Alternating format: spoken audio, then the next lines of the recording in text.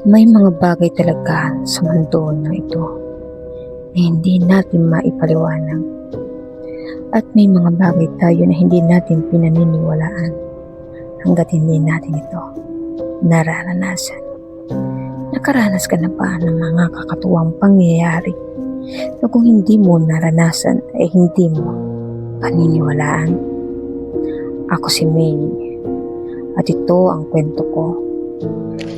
Bata pa lang ako'y bukas na ang mata ko sa mga kakaibang nilalang at sinasabi rin ng aking ina na lapitin ako ng mga iyon. Nakatira kami noon sa Tanay taong 1996. Ang bahay namin gawa lamang sa kahoy at kawayan. Payak ang pamumuhay, walang kuryente.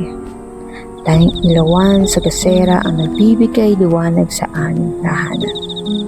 At sa labas naman ay liwanag ng buwan na nagsisilbing tanglaw sa kapaligiran.